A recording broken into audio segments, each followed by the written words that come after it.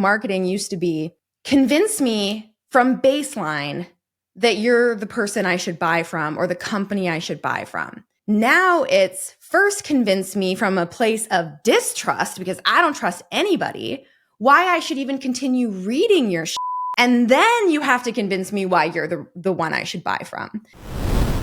The linear funnel is dead. Someone clicks, they sign up, they then buy from me. And if they don't buy from me in a certain number of days, because I can no longer optimize for that conversion, let's say through Facebook or whatever, that funnel is no longer converting.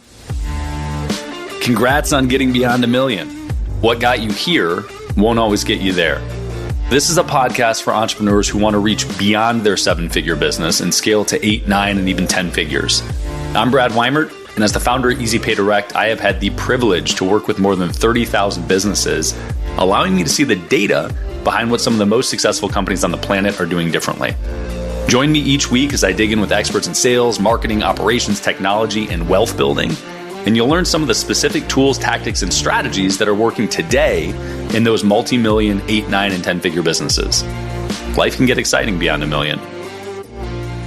Alex Cattoni, it is awesome to see you. It doesn't happen enough, but thanks for showing up. Brad, I am so excited to be here. Thanks for having me. Yeah, so I don't even know how long I've known you. We met eons ago through marketing channels. Since then, you've lived a life of a copywriter and launched a company in 2019 called Copy Posse that now has over 500,000 people that listen to you on the edge of their seats to learn the tactics, tricks, and lessons around copy and building businesses. Recently dubbed the Marketer of the Year by DigitalMarketer, and you produced some great shit. I want to start with my sales background, which is direct sales, like I'm going to close you at the kitchen counter or it's never going to happen kind of sales. That led me to have tremendous respect for direct response. But sometimes direct response just seems super salesy. Mm-hmm. How do you handle that? And how do you make direct response marketing not be salesy and douchey? Great question. Yeah, so I discovered direct response marketing back when I was an intern at a company called Mindvalley. Many people have heard of it in the personal development world. And I think the thing that blew my mind was really this idea of, oh my gosh, you can write words on the internet and inspire people to take action and buy from you. But I also kind of came from this background of branding because as much as Mindvalley was a direct response marketing company, it was really heavily focused on branding. And then when I started my freelance copywriting business in 2011, which would have been maybe just a couple years before you and I met, I did direct response marketing and I loved it. But I did direct response marketing in an industry where direct response marketing was not very well received. It was personal development and and spirituality. And so what I sort of found, right? And it's like, okay, so that's like a very, very fluffy environment, fluffy situation, and you're giving a hard call to action. Yeah, exactly. And that's what I realized, that like you can integrate these two ideas. I think there's a right way to do direct response, and I think there's a wrong way to do direct response. But at its core, I love direct response marketing. I mean, if you boil it down just to its classic definition, it's you do something that inspires or evokes a direct response, some sort of a call to action, whether it's to click, to sign up, to buy. And there's a way to do that in a way that doesn't feel douchey. And I think that's where, to me, brand storytelling and deeply understanding your audience comes in, not just for the sake of saying something to get a response, but saying something that's actually building trust in the process. And I think that's more important now than ever before. And what a lot of people have lost sight of in marketing is back in 2008, 2009, it really did feel like you could say anything on the internet and people would be like, wow, this is incredible. And they would trust you just because you were online. I mean, I remember literally thinking that, like, can anybody build a website? No, they must be really special, important people if they have a website. I remember having that thought.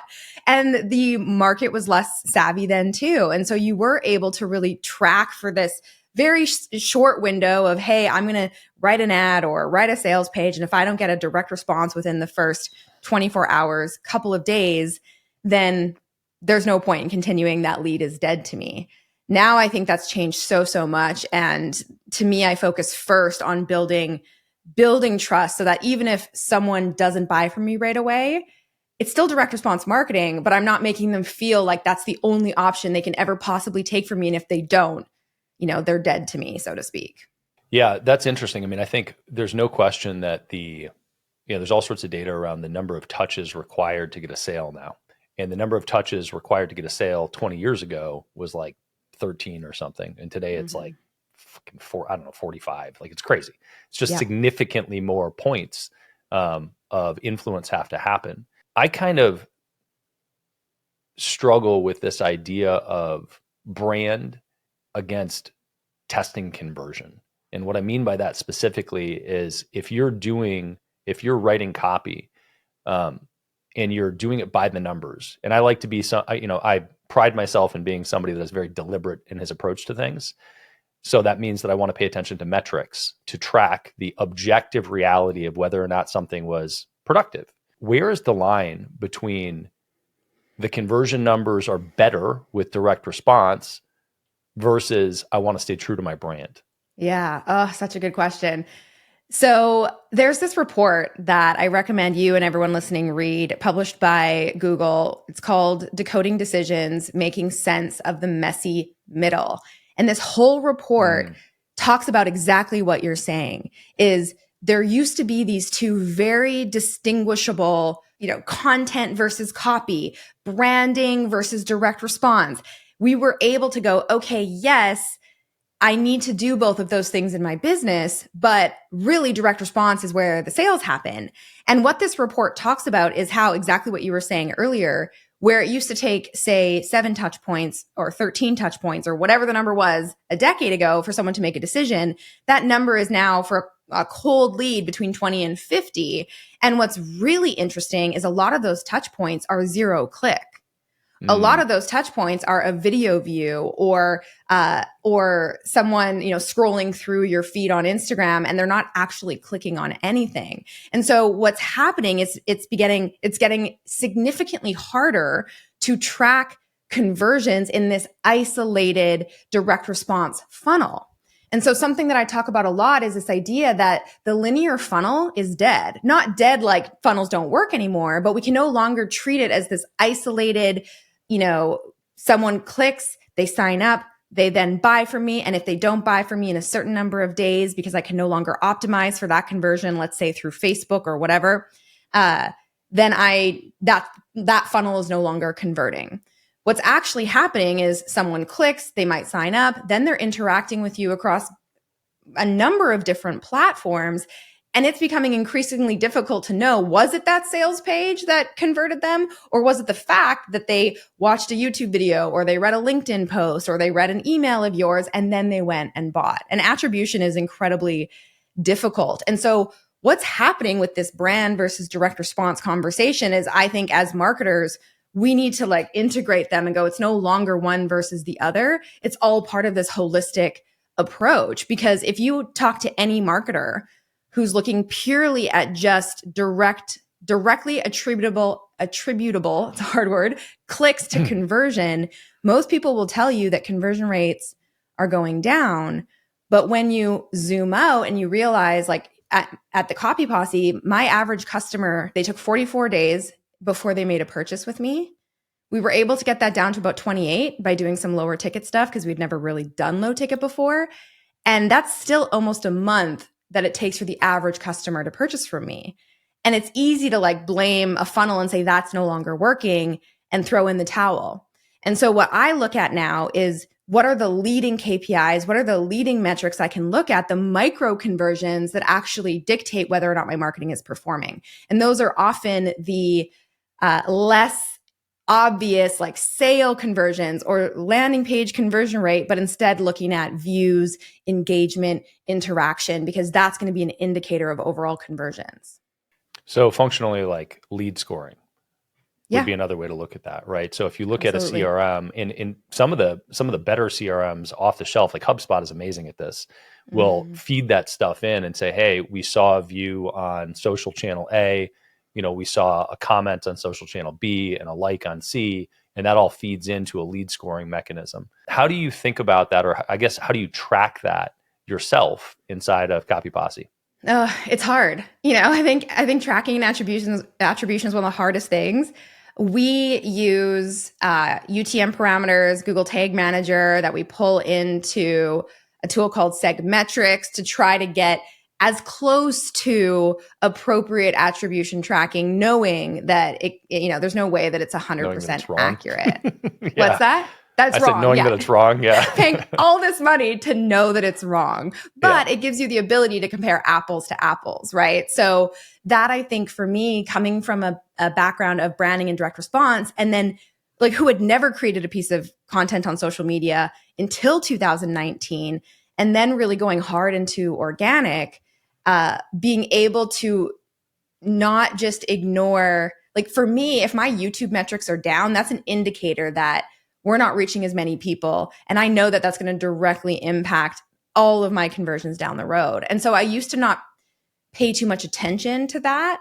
And I think it is, vanity metrics are one thing, but if you know that, say, YouTube or Instagram or LinkedIn is the primary source of your organic traffic, it's worth paying attention to that. And then, of course, my strategy is to get as many people as possible on my email list, because that to me is the one way that I'm able to accurately track what's happening with those leads. And control it, right? And control the audience and conversation. Exactly. Well, that brings me back to the same question. And I think I know the answer and I think I heard it. But if you're writing an email and you are and you split and you are very clear, one email converts better, but is a little off brand, do you pick the one that converts better? Or do you pick the one that doesn't convert as well, but is completely on brand? That's a really good question. I don't send many off-brand emails, but when I say off-brand, like I sell hard in my emails. Like I'm not afraid of making an offer.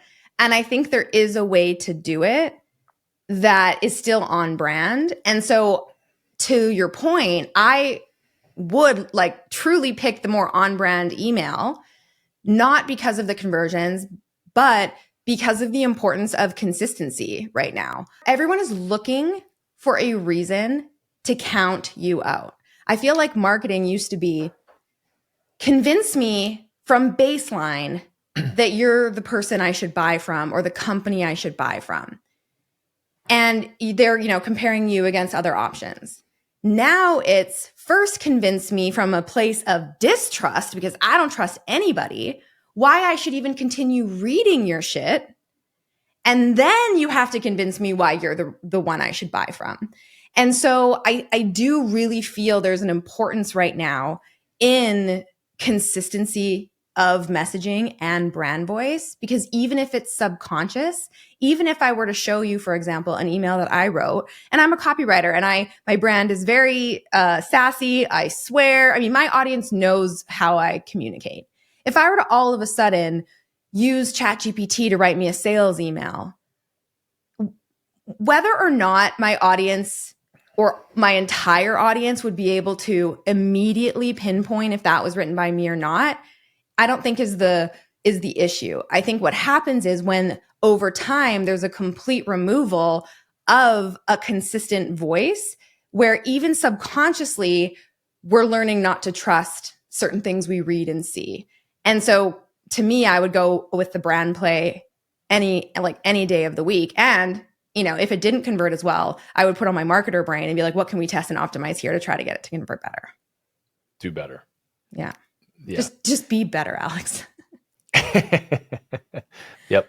I prevent myself from saying that to people quite often, but often I think it. Just do better. Just be better. Do better. Isn't that marketing though? Like everyone always thinks marketing is like, everyone always looks at me and they're like, you were marketer of the year. You must not make any marketing mistakes ever. It's like I'm some marketing oracle and I always know it's going to work. I'm like, oh my God, I do so much that doesn't work. Like that's the whole point, That is the point. The point is always testing, right? But that's why I think it's a curious question, because sometimes the tests show you data that lead you to what objectively looks like success. But if it's misaligned from the brand, is that really success? Right. Or is it just a short-term win, but you're sacrificing any sort of long-term, loyalty, trust, future conversions, upsells, repeat customers, all these other things that really truly matter for long-term growth.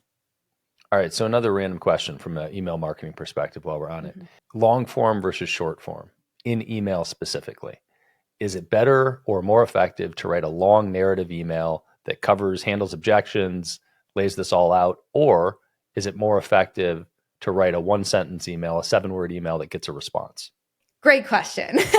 So my philosophy on this is that there's pros and cons to both. I mean, you write a long email where you're overcoming objections and you're weaving this story and you're presenting the offer and then you get the click, your on-site conversion rates are going to be way higher, right? Than someone who is clicking on a blind hyperlink where you're just saying, oh my gosh, have you seen this? You'll never guess what happened next, whatever, right? A blind CTA is going to have high clicks in an email and lower on-site conversion. And so the first thing I ask myself is, well, one, what's my goal with this? If I'm trying to re-engage dead leads all day long, the 1-sentence email.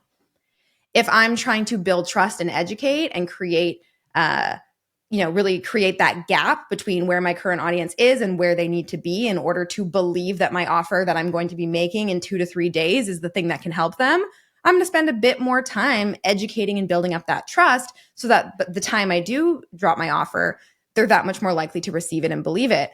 And so I like to mix it up. I have people complain that my emails are too long and unsubscribe. I have people email me being like, I love reading your emails. I feel like I'm talking to a friend and like they're long, but I read them all. And so I think like anything, mixing it up and knowing that different formats have different goals and they also speak to different personality types and different types of people and in the way they make decisions, logical, emotional, right? There's room for it all. Is it better to write a long email or link out to a video that explains it all and has the same explanation on a sales page? Like another great question.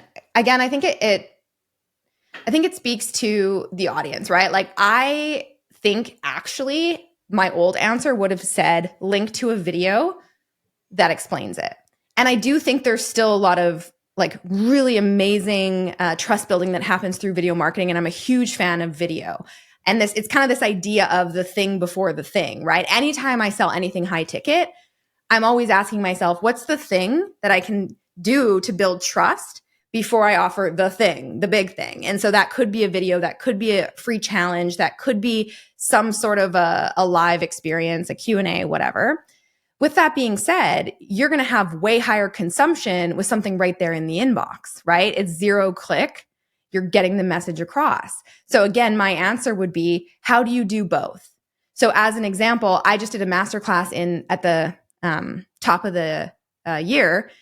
And like any masterclass, I think I had 8,000 people sign up, had a pretty decent show up rate, like 30%. But immediately my brain is going to these, 70% of people who weren't on the masterclass. And I'm like, these people aren't going to watch a replay. Like, hey, watch this 2-hour replay. So what I did is I chopped up the masterclass into short chapters and I trickled them out over email after the fact. So there was no, hey, 48-hour replay. You have to, take 2 hours and then maybe more with time in between. And if you're pausing to take notes, et cetera, to sit down and watch this masterclass, who's going to do that? Very few people now take the time. And I see the metrics. I track the replay rates in my paid memberships and communities. If someone who's paying me 10 grand a year isn't watching a replay, what's the likelihood that someone who signed up for free is going to give me their time? And so I think about, okay, how can I take all the lessons that I shared in this longer piece of content that 30% of the people on the sub list watched and dissect it into different formats that other people are going to consume in different ways to get the point across. And so I really do feel like it's, again, that kind of holistic, how can you think about what every single person in your audience needs and what's best for them and know that it's going to be different, but you can reflect that in your messaging and marketing. Yeah, I like that a lot. And I think that thinking about what the actual outcome is that you're after is super relevant, right? There's a question of, with like a 2-hour block, if you back out and you look at sort of the old infomercial model, basically you've got a 30-minute block and you're telling the same story 3 times in a row. And that was the infomercial model. And it was the model because they knew that people would happen to jump into the infomercial at different points, right? It's like you flip channels and you catch it 20% of the way through. Well, you need to tell the full narrative again. And if you're in a situation where, in your case, you have a 2-hour webinar and you want people to have all the information from it, but they're not going to watch it all in one sitting. Well, how do you get that to them? Yeah. And your answer is drip, which I like. Yeah. And I love my friend Stu McLaren's shares. Like, I'm always like, what's your format for creating content? He's like, tell him what you're going to tell him, and then tell him what you told him. And I do think we have a tendency right now to overcomplicate. We've been told, and I'll take responsibility for this, like we've been told that you have to give value. And I think the biggest thing we can do right now as leaders and as marketers and as business owners is know that everyone is experiencing major information overload right now. Crazy. And what is so much more important than content, which by the way is now completely free and essentially valueless because anybody can go create quote unquote content using AI. What people are craving is leadership, guidance. They're craving being spoken to like a real human. They're craving connection.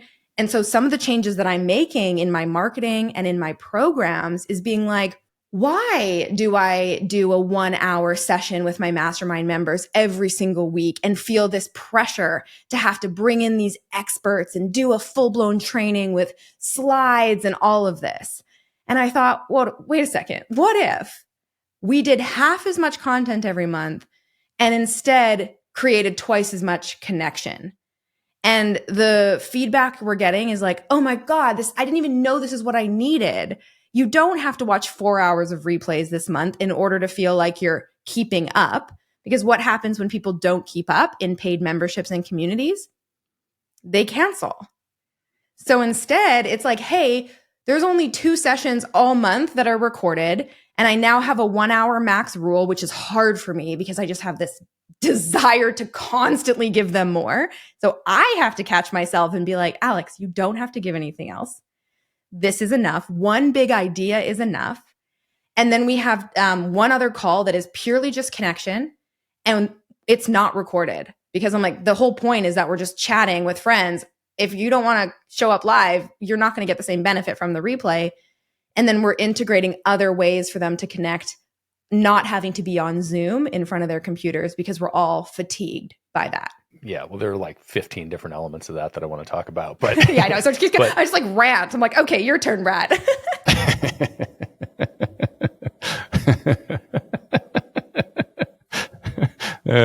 Insert funny advertisement here. Or just check out Easy Pay Direct. It's epd.com/BAM. And you can find out about credit card processing for your business. Lots of our guests use us for credit card processing. And this seemed like more fun than writing a scripted ad. To the content point specifically, or to education specifically, yes, information is everywhere.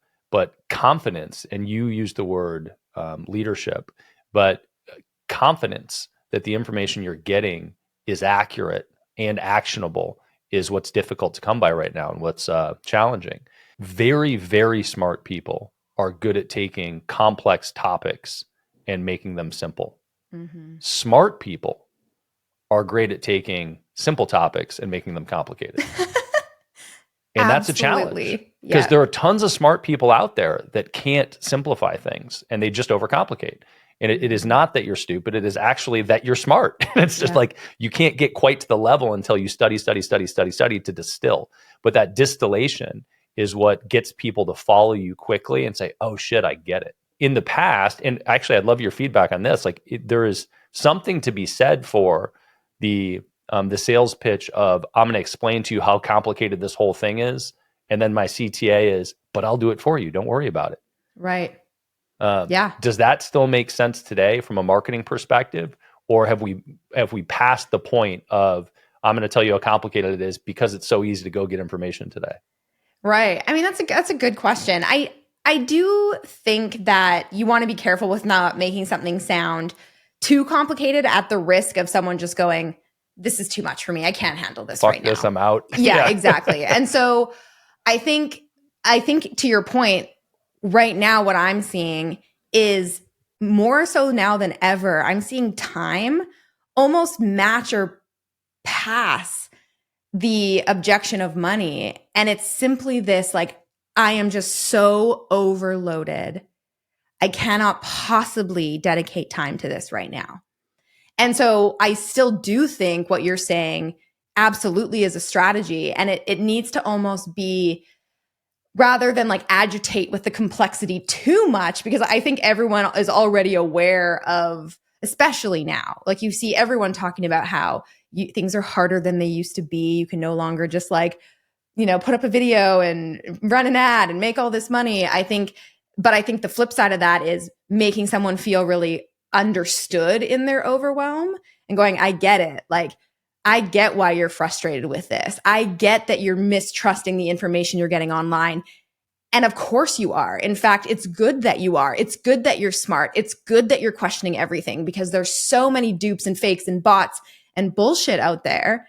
And so, build authority, build authority, build authority. Here's how I can help you. And you know what? To make it even better, I'm going to do it all for you. So not only can you trust knowing that you are in good hands with someone who has years of experience doing this, but you don't even have to so much as whatever, right? So I think the premise is still there. I think what's changed is the nuance of the empathy of really making people know that, one, we see that you're overwhelmed, and two, it's absolutely not your fault. In fact, you should be overwhelmed, and validate those feelings that people are feeling, because everyone's feeling the same right now. It's bonkers.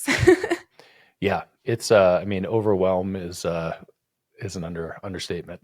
Yeah, overwhelm is an understatement. Exactly. Yeah, exactly. But to your point, when you talked about this idea of overcomplicating, it reminds me of a client that I used to write copy for in the numerology space. Like, never thought I would be a numerologist. But the founder of the company is so freaking smart. And he was obsessed with the process and the calculations and what was happening behind the scenes with the technology of creating these hyper-personalized readings. And I had this realization writing copy for numerology that nobody gives a rat's ass about the calculation or how the calculation works behind the scenes or the technology that does it. They just want to know what the hell it means to be a life path 2. And I keep that in my mind all the time when I'm writing copy, because again, like you said, smart people tend to overcomplicate. And while I do think there's a lot of power in like pulling back the curtain and letting people see into your process, and that's something I really do believe in, it's more from a place of transparency and authenticity than let me tell you every little nitty-gritty detail that doesn't actually matter. What you care about is what this means for you. Yep. Well, that's the sales adage of sell now, explain later. Yes. And you will talk yourself out of a sale just like you'll talk yourself into one. I think I'm guilty of that. Yeah.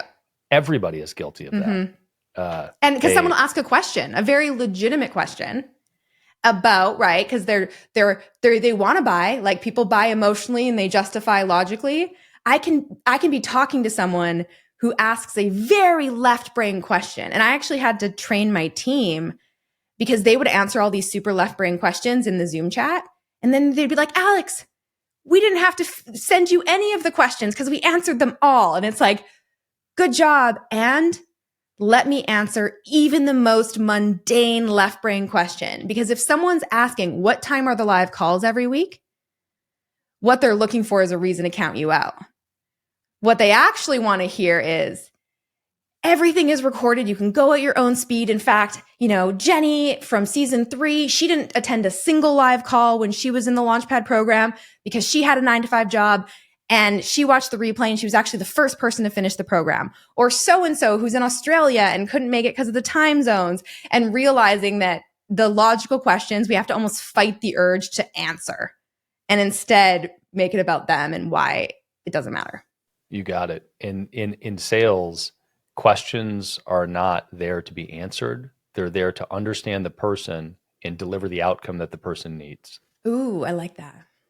Yeah. I mean, I think it's a it's a very helpful narrative in life in general, but you have no obligation to answer the question being asked. What you should be doing is listening to what the question is to gain understanding of who that person is and hopefully deliver the outcome that they want or need.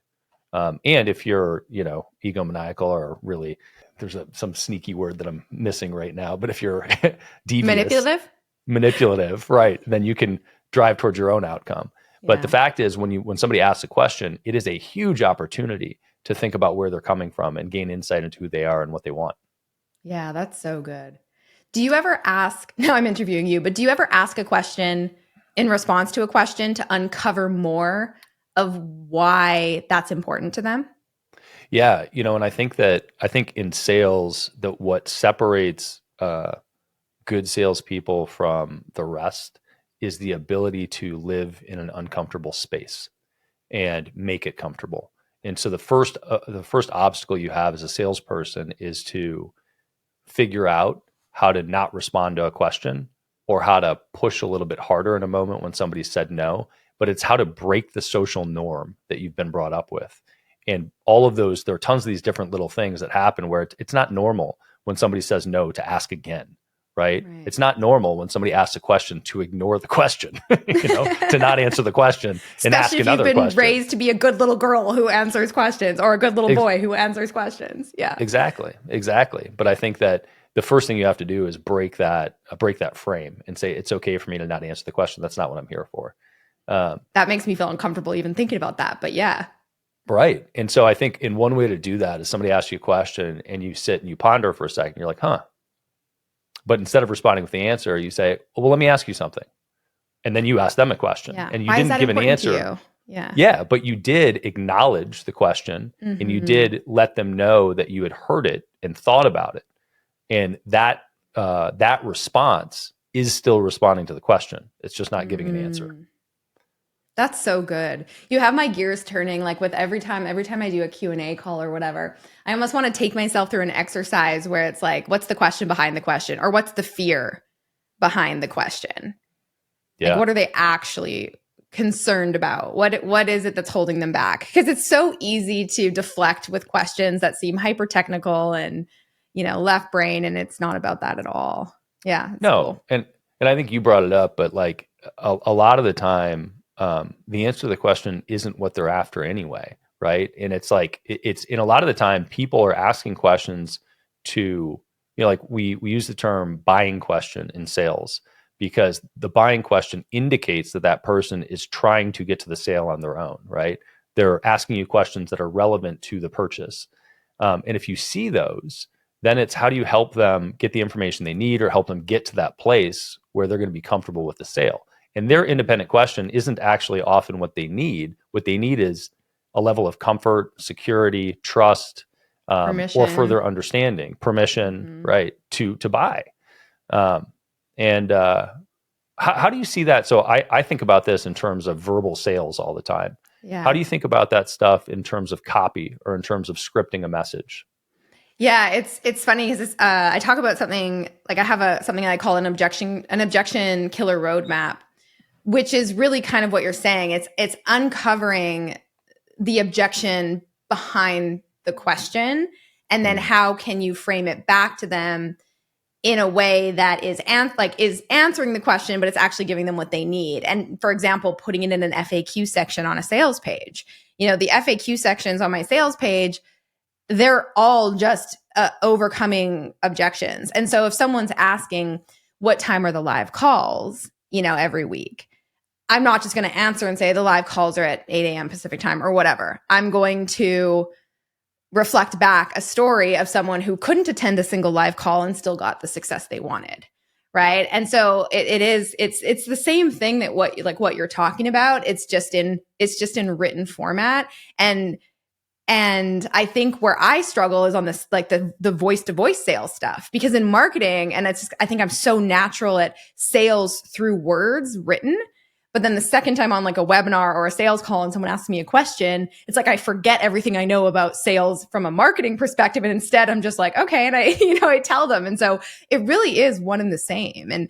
And good marketing and good copywriting is conversational. And it is exactly what you're talking about. And one of the things that really helped me kind of pivot this in a similar vein is understanding what people want and then what they really want. And so if I do a survey, for example, and I ask someone what is, and I'm, trying to get input into messaging and figuring out what the core desires are of my audience, I might say like, why did you decide to join this program? Or why did you decide, or what would be a goal for you with this program? And, you hear the same answers: more money, more time, more freedom. That's basically it. And I've started asking the question, what would that mean for you? Or what would that make possible for you? And that's when you all of a sudden start to get those, oh, well, it would mean that I could quit the family business and, like stay at home with my kids. Or it would mean that my parents would finally take me seriously and I, could prove to them that me leaving college and starting a business was the best thing I could have done. Or, it would mean not having to go back to work after having a child. And that's when you realize like, it's like we all say the things because it's easy. What do you want? More time, money, freedom. I know. But if you can get to the why is this important to you or what would that make possible for you and weave that into your messaging, then all of a sudden someone's like, oh, yeah, like that is relatable. That's what I want. Yeah, I love that. I think, nothing in life lives in a silo. And it reminds me that getting clarity around your objective and why you're doing it and what it means to you is like, yes, this is a very valuable copy and sales exercise and path, but for the love of God, you should ask yourself that too on a routine basis. What does it mean to me? How does this change my life? Why am I doing it in the first place? Absolutely. And in the world of short attentions, it's very easy to just drop everything and run in a direction really quick without that clarity. And that clarity is the hard part, right? Yeah, exactly. And I think that's the thing is, we talked about earlier how like what you do to get to say 7 figures is very different than what you do to get beyond that. Or I think another way to say that is like the questions you're asking yourself before you get to 7 figures are very different than for me, before I got to 7 figures, it was like, how do I get to 7 figures? That was the question. And you could say that I was, seeking significance. I was seeking that I could prove to myself and to an industry where I was behind the scenes for over a decade and always kind of had this seed of doubt. Like, could I actually, do I know what I'm talking about? Or am I just a fluke with, it's not me, it's the clients that I'm working with. I felt like I had a lot to prove. And then now the questions I ask are like, what's the point of it all? Not to be like doom and gloom, but like, what do I really want? What do I want my week to look like? What do I want my schedule to look like? Do I really want to have 18 meetings in a week? Do I want to do more admin and less creative work? I mean, it's really like about figuring out what you want and then building the systems and getting the support and the right people in who can make sure that you're not building this, this castle that you never really wanted in the first place. So this is a common, I like to ask this question because people have different approaches to it, but there are sort of 2 schools of thought. One is get ultimate clarity on your life's purpose and mission and build it accordingly. And the other approach is just go fucking do something. If you're fuck around and find out. Yeah. Fuck around and find out. If you're a brand new entrepreneur, what's your advice? Fuck around and find out. Because here's the thing. My mission didn't become clear to me until I fucked around, found out, got feedback, and was like, oh, I struck a chord with people. I knew I had a lot to say about marketing. It wasn't until I did a video, or no, it might have been a live call with some of my students. And it just fell out of my mouth. I'm like, I just want to de-douchify the internet. And then everyone was like, whoa, that's it. That's your thing. And now that is my mission. And so, coming from a personal development background, I used to go to all these networking events and it would drive me freaking crazy because there were all these holier than thou, people who would go up to you and be like, Alex, what's your purpose? And honestly, back then, to pay my rent, to not have to go get a regular job, what do you mean? What's my purpose? Yep. And so if I'm waiting for suddenly my purpose and mission to download in this period of just complete inaction because I haven't gotten clarity yet, I'm never going to go anywhere. Yeah, I'm 100% with you on that. I laugh because I've been in many of those rooms. And the irony of those things is that very often the people that are doing that and pontificating on their life purpose don't make any fucking money, aren't making any impact, and aren't going anywhere. Right. And they're like, yeah, but I live a peaceful life. But they're actually, a lot of them are in tremendous internal conflict because they've just been told that they need to do this to get to the place they want to go and make sure they live in alignment. Yeah. But I very much believe that. And I believe that, you have to, you also have to be deep enough into something to really understand if you like it and if you're good at it. Exactly. And until you have enough exposure and enough reps, you won't know that. You won't. You absolutely won't.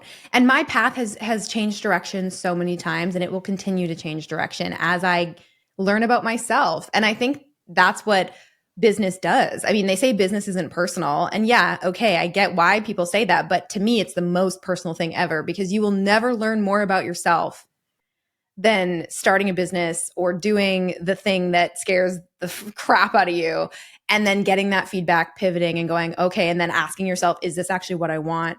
And so, yeah, I think, nobody's perfect. I think a lot of times when people, pride themselves on like, but I'm in my purpose and I live a peaceful life, they might feel that if you make money, then all of a sudden that can't coexist. And vice versa, like there's this either or myth, this like, parts conflict, like you said, where, I'm the opposite. Like I have to remind myself that I actually can rest and have a peaceful life and make money and get out of this, like, I just have to always be working. Like that's something I'm actively working against. One is not more like, right or wrong than the other. We're all just on this path. But one thing is for sure, if you don't try, you'll never find out. Yeah, you have to put action in.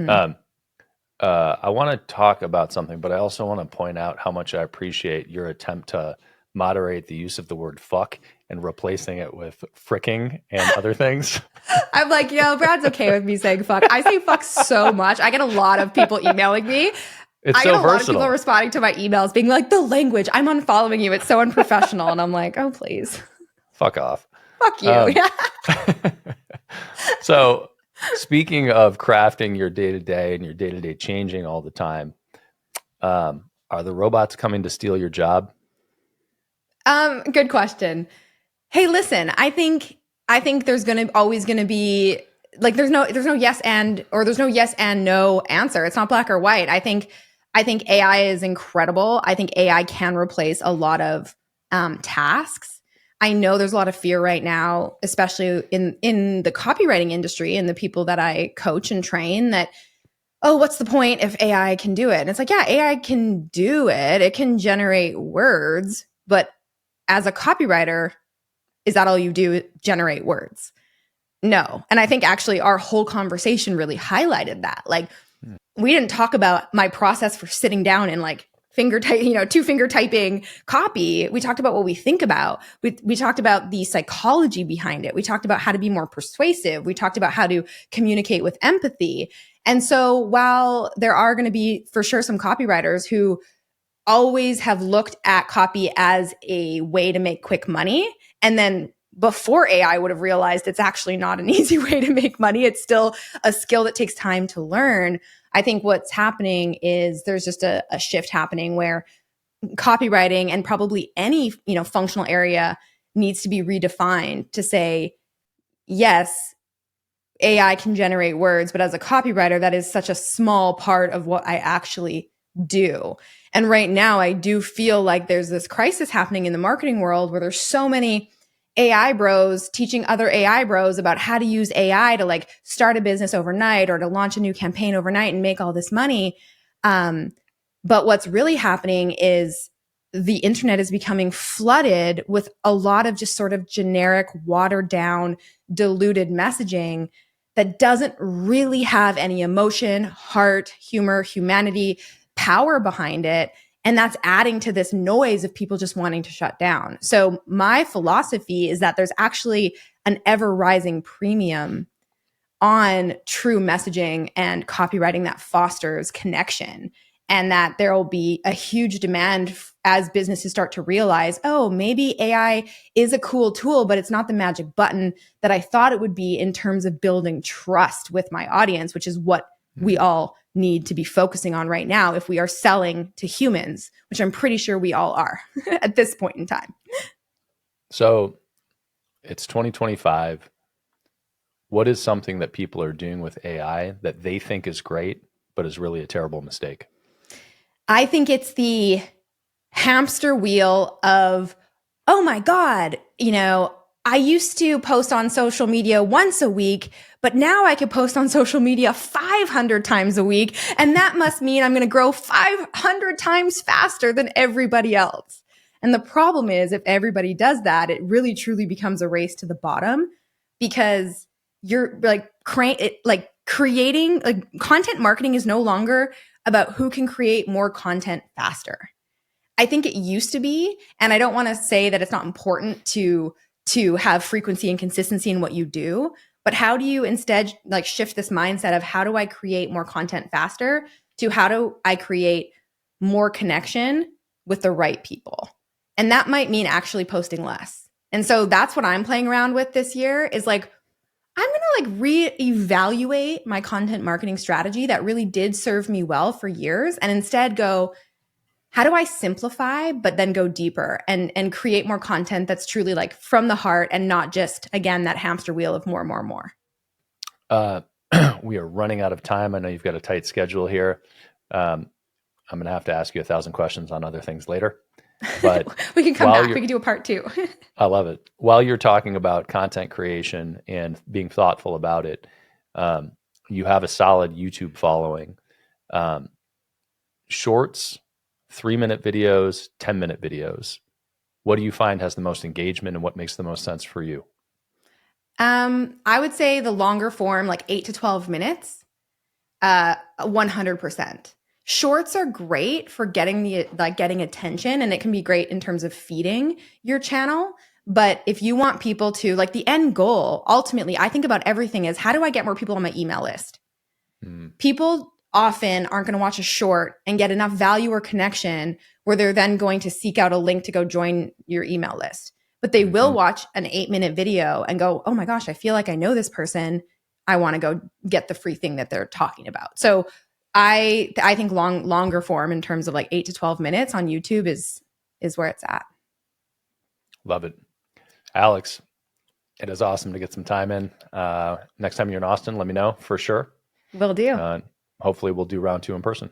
Can't wait. Thank you so much, Brad. Thank you. All right, that's a wrap for this episode. I'm supposed to tell you that you should subscribe to the show and you should leave a review. I really want you to leave a review though, because it makes a radical difference in the algorithm and getting other people to be able to see the show. So can you please go leave a review? It'll take you 30 seconds, I promise. Also, if you want more episodes that are amazing, you can check out the full-length video versions at beyondamillion.com or youtube.com/@beyondamillion. You won't regret it.